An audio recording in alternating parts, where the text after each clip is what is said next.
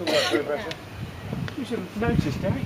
Can I start? Sorry about that. Excuse We're me. good, we're good. Perfectly capable of doing it herself. Wedding road. Welcome everyone to Catalonia. And this wonderful view, fantastic. Thank you all for coming here and for making a commitment to celebrate the wedding of Jess and Mike here in Greece. I know how they all appreciate it, you being here and giving them your support, and hopefully yourselves having a really good time here. We're only halfway through and I'm sure it'll continue. Sally and myself have had a long love affair with Greece since our first holiday in Crete in 1985. This has obviously rubbed off on Jess, and we're really delighted that she and Mike have chosen this beautiful country in which to get married. So ladies and gentlemen, it's all our fault that you're here really, and have had this long journey. I hope it's all worthwhile. So far this week, everyone has been reasonably well behaved. Apart from two rather elderly gentlemen.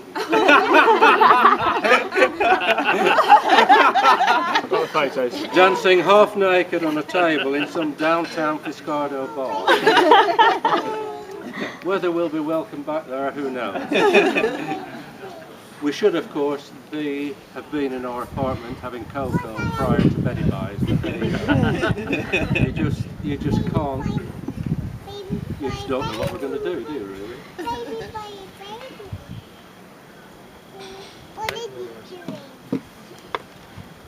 Sally and I have been to a few weddings in the last 10 years or so, and there's one thing that has struck in my memory.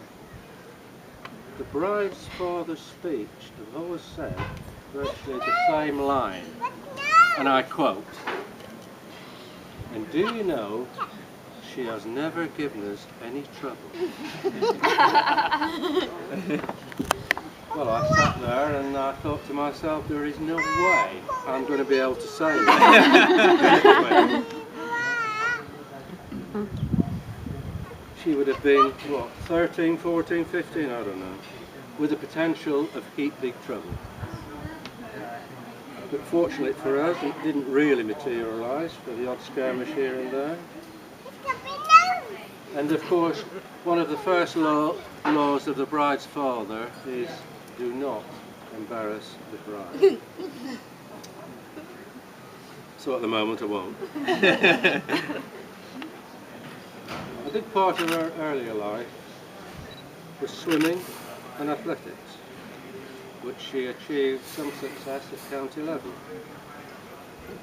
She was also an aspiring actress, singer. Taking the lead in a school production of Alice in Wonderland. But despite brave reviews from Sally and I, she decided not to pursue a career in acting. Again, I will not say any more, but I promise not to embarrass her. She breezed through school relatively unscathed, went to Chai College, then uni, and along the way I should add here that she has met and gained some lovely, loyal friends who are here tonight, plus the friends she has made at MSc. Again, some of who are here tonight. She came back from uni after a brief sojourn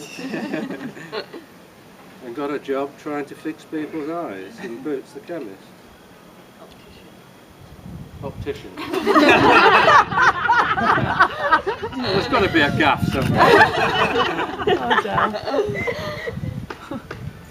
And after a few abortive attempts, found a really good guy in Mike.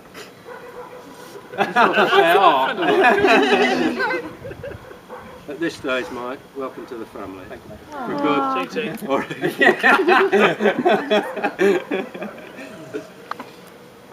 He must have been okay, because she decided to leave us and go and live with him.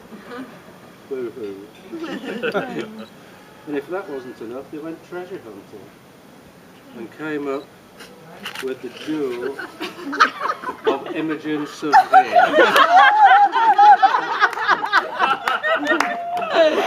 The verb to treasure hunt.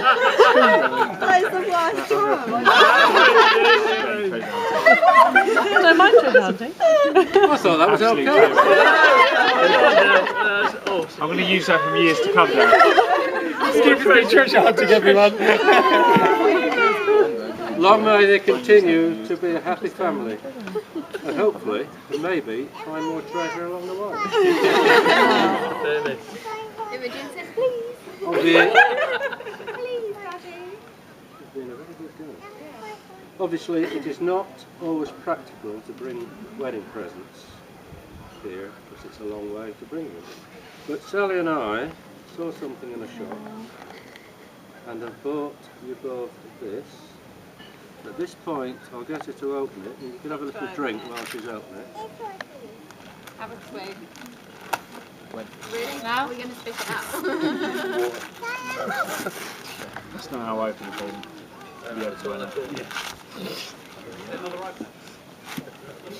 Scoobs, you're right, mate. It's on the face. If they're Cuban cigars, they're massive. Actually, it's a lump of wood. He's training. It's a lump of wood. But it says Calimera on the front of it, which, as I'm sure you all know, means good morning in Greek. So I hope both of you will hang it somewhere in the house and be reminded of this beautiful day in Greece. Ladies and gentlemen, throughout the years, and especially today, Jess has made Sally and I very proud. We are very, very proud parents. Well, that's enough from me, folks, brief as it was. The toast is the bride and groom. Bride and groom.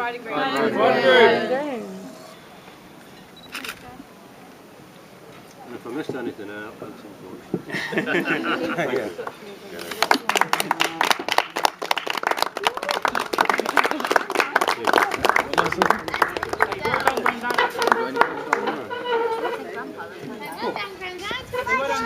Adam, braces are a bit tight now. No, when you stand up, Yeah, you lose it's your really trousers. tight. So, hi everyone, and Del, thank you for the heartfelt speech. It was a lot better than your engagement party one. Why do you think I've remained sober? Now, I've been told that this is usually one of the only times in a married man's life that he can be in the company of his wife and his mother-in-law and not be interrupted. So I could be here all while. Where do I start? I guess the only place I can probably start is from the beginning with how my beautiful wife and I's lives came together at a fantastic place that we're also very, very fond of, Sheets. Jess and I first got talking when, via our mutual friend and cousin Coxie, I asked to borrow some DVDs. Immediately we got chatting via a popular social networking site. Yeah, that's right.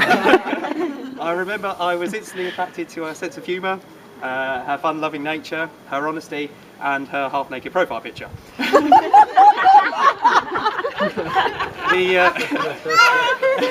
rest, as they say, is history, although not without the odd bump along the way, which I like to think has made us stronger as a couple and has led us to this amazing day celebrating with all of our loved ones. I immediately knew Jess was the one, and after 2.5 years together, I plucked up the courage in 2010 to approach Derek for his daughter's hand in marriage. To anyone who hasn't done this, by the way, it's absolutely terrifying. However, Del made it very easy on me by offering me a beer. It was Desperados, of course, and welcome me on my request to join his family and to marry his first daughter. I can imagine that outsiders looking in at our lives may think we've done things in the wrong order or have done things too quickly. However, at every step through our journey, things have just felt right. Natural and meant to be. From moving in with each other after a year together, to celebrating the birth of our daughter Imogen, I can't imagine being sat here with anyone else but Jess. So I'd like to say a few thank yous as well. and the first one goes to Sally and Derek. Thank you for creating this beautiful woman 25 years ago. I've always been told that your children are a direct reflection of you, and I want to thank you both for allowing me to marry your wonderful daughter. It is to you both that Jess and I look to for our inspiration for marriage and the art of compromise, love, devotion and commitment. I only hope you can be as proud of me as you undoubtedly are of her, and that we two can build a family as close and as strong as the family we have around us now. So I'd like to raise a glass to Sally and Derek, please, everyone. To Sally and Derek. So, I'd also like to thank my mum Zena, my brother Chris and his wife Sammy next for their efforts in coming to celebrate here with us. I know they've had to make a lot of sacrifices to be here. Hang on. And I know how much it means to us both that you chose to make those sacrifices. Chris and Sammy, I hope you enjoyed your honeymoon, and I thank you again for all your love and support. Mum, you've made our wedding even more special by coming. Thank you so much. We love you with all of our hearts. Thank you. Next, I have three very special ladies to thank for many, many different reasons, but I'd like to start with Jess's best friends, Amy and Hannah. I always knew when Jess and I first got together that the relationship between a girl and her best friends was special, and that for me to be accepted into her life, I would not only have to impress her, but I'd have to impress her friends as well. Girls, I've got some money waiting for you. Amy and Hannah have been unbelievable to both of us. They are there to support Jess, they never let her down. They watch over us both, and I know that will always be there for us no matter what. They are the perfect role models for Imogen, Hindu aside,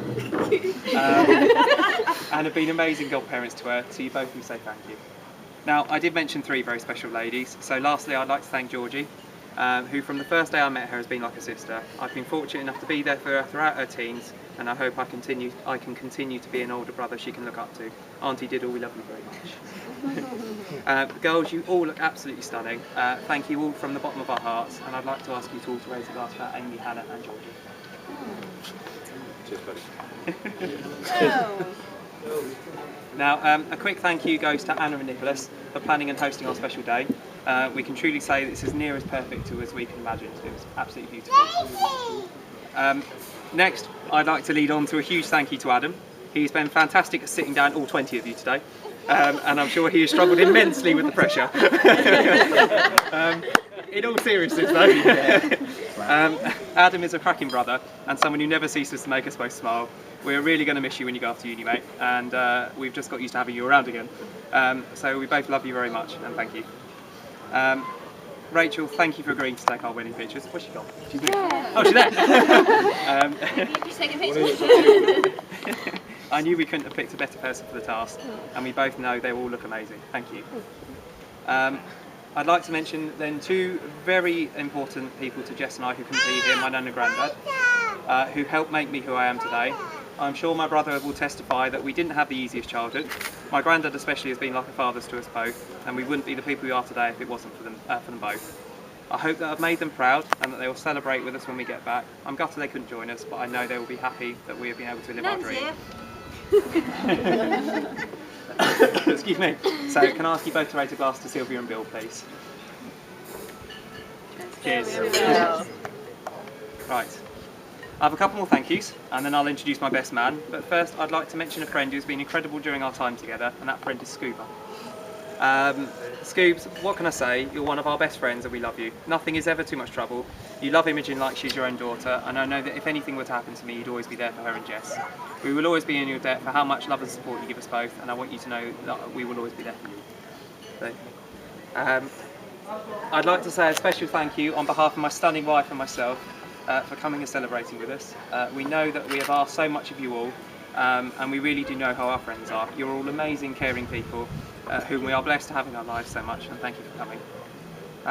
Jess, I'd like to thank you for saying yes when I asked you to marry me, for turning up, for our beautiful daughter, for making me a better man than I ever thought I could be, for loving me through thick and thin, even though I know I drive you mad, and for the happiest years of my life.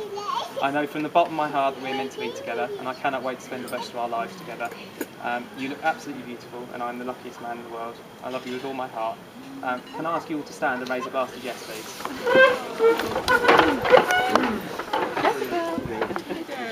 To Jess. Cheers. Cheers. To Jess. To Jeff. Okay, so it's enough from me. I'm going to sign off. Jesus Christ, man, it's not my own house. Right over it. I'm going to say it's enough from me. I'm going to sign off by introducing my best man, Chris Spedding. Unlike many best man speeches which are full of sexual innuendo, he has assured me that if there's anything slightly risque, he'll whip it out immediately.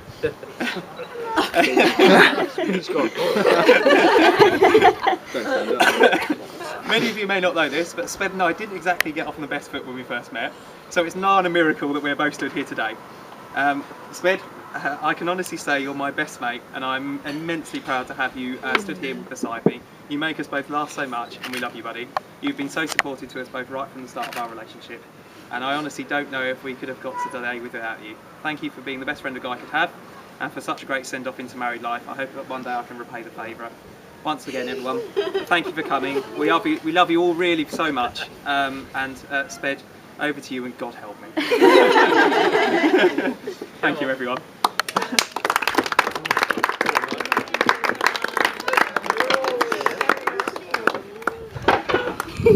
Well, firstly, a couple of thank yous to Derek and Mike for ruining my speech. The first thing I'd like to say is there's a few best wishes, so to speak, from people who couldn't make it here today. The first people are Kathy and Eddie. They send all the best, and they sent a lovely card here. The next people out of the card is Sally and Pete Clark. Oh, that's so sweet. Pete said in this card as well, make sure Rob has left the wicket clean.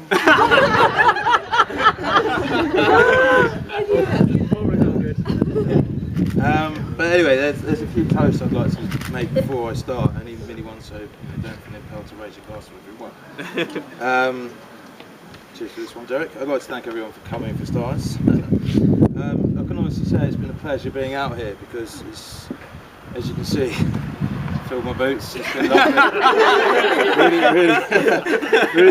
It really has been a great week so far, and what a beautiful place to get married. It's been absolutely spectacular so far, and I think, bearing in mind a few bits of drama, everyone's having a great time so far. Nick, don't smack. I think everyone's going to join me in this and say, Jess, what a great taste of bridesmaids you have. You all look absolutely spectacular. Room C7, if you fancy it. I wondered what your key was Well,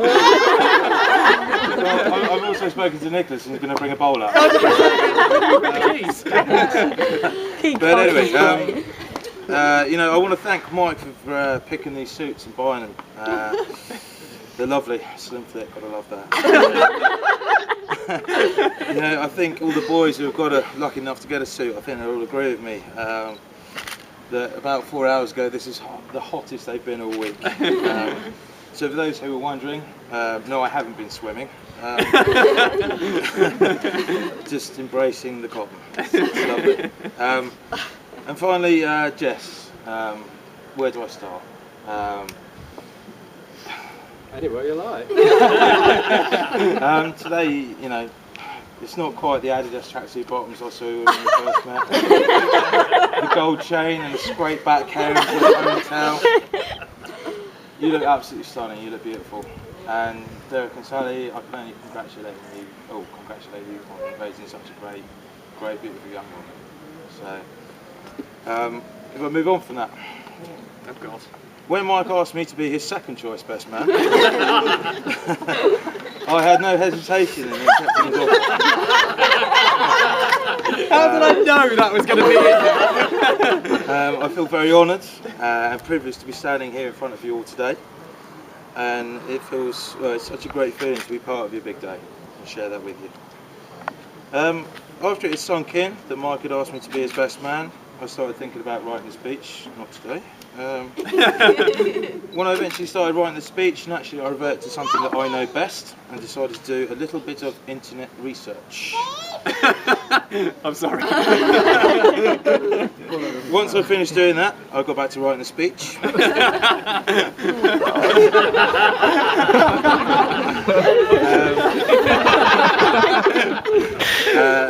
But seriously, one thing I did find on the yourselves that best man speeches are normally one or two things. A soppy, lovey-dovey speech, or a complete character assassination of the groom. Oh God. Guess which one I chose. Unfortunately, I can't tell you any shocking stories about Mike's previous girlfriends, relationships, or one-night jobbies. Not because Jess says I can't, but unfortunately I don't really know any. As Mike outlined earlier, we met on the best of terms at the beginning, and it was just after we started seeing Jess, and here we are 5 years later. What a great 5 years it's been, buddy. It's been good. In that Up until now. In that 5 years, I found Mike to be a man of many talents, some of which you may have seen and experienced for yourself. I can see why Jess has chosen to spend the rest of her life with her, I think. However, Quite feminine. however, there have been some testing times. When I first met Mike, he'd just come off the back of an acting career. He was William Dafoe's understudy in Spider-Man 1 and 2, starring as the Green Goblin.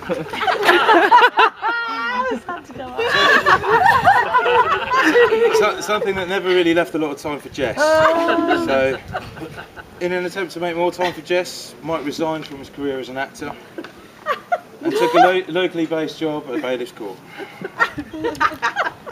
However, Mike still fancied the limelight and he missed the fame. So on a part-time basis, he decided to do some runway modelling for Baby Gap.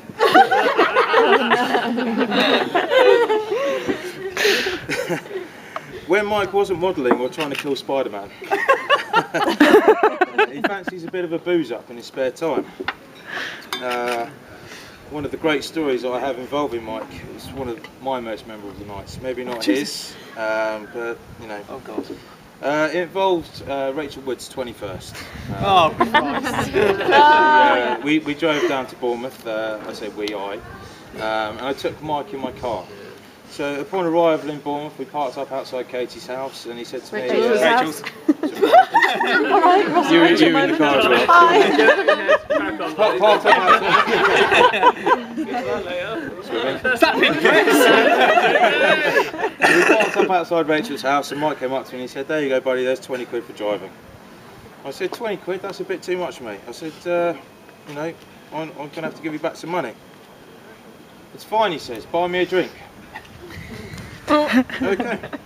So we step into Rachel's house, we had a couple of cocktails and a few beers.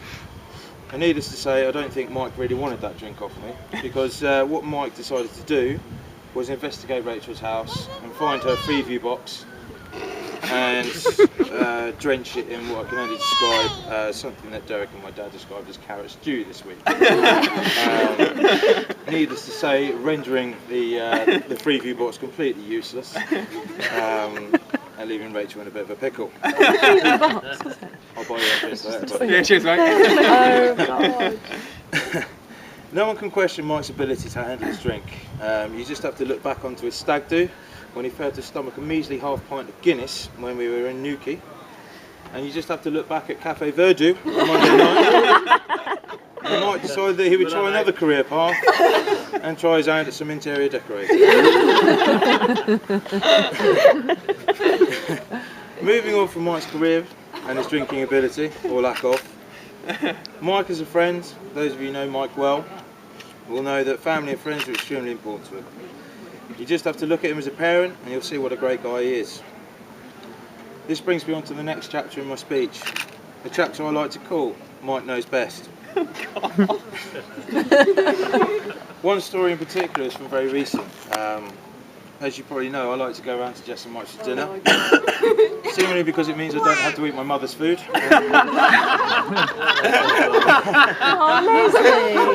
And secondly, so I can spend a bit of time with Jess and Mike.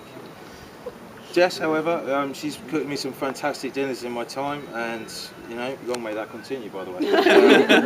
However, one night in particular, Jess has cooked myself and Mike this fantastic dinner. We're sitting there eating the dinner, and then, as usual, we started watching EastEnders. Oh God. Jess has then taken it upon herself to not only cook this dinner, but she's then taken it upon herself to do the washing up as well. So halfway through washing up, I I look at Mike and he was what I can only describe as a cat when you hear a noise, as Jess was trying to squeeze the frying pan into the dishwasher. So Mike's immediate reaction was to shout at Jess and say, "What the hell are you doing? That's a non-stick frying pan and you're putting it in the dishwasher." Jess immediately took the frying pan out of the dishwasher and then proceeded to wash it up with the brush. Approximately 10 days later, I went round to Jess and Mike's for again a lovely dinner. This time round though, Mike took it upon himself to do the washing up. The moon was blue, I can tell you. However, after eating the dinner, Jess and I are again tucking into a great episode of EastEnders, and we hear this ding, ding, ding, ding, ding, ding, ding, and we turn around, and what I can only describe as a thrusting action was Mike trying to shove the frying pan into the dishwasher. Needless to say, Jess, being the bigger one out of the both, just went, "Look what he's doing." Another particularly funny trait of Mike's, which I really do enjoy, is his ability to his ability to dodge a crappy nappy. Since the arrival of young Imogen, I don't think I've ever been round someone's house or flat and heard the words "gun not" so much. If there's a slight smell of poo-poo, Mike sure enough is not getting involved. Now, for all his flaws, I can assure you, I am not the best man today. That title, that's something that Mike really does deserve. It's a pleasure to be your best man, and it's an honour to call you my friend. Jess, you're a real keeper. Look after it. If I eventually settle down, I'm a caged animal. If I can be half as happy as you three are all together, then I would have hit it big time. Now, I'd like you all to join me and raise a glass to Mr. and Mrs. Coppin.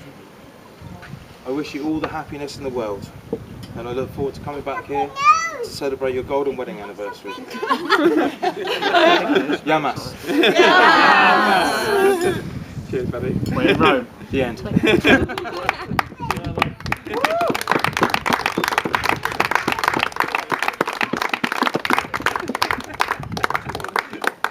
Just going to the toilet. I definitely had a few tears down my face. I've just realised that we haven't even had mains. I'm not even hungry anymore. That was brilliant, guys.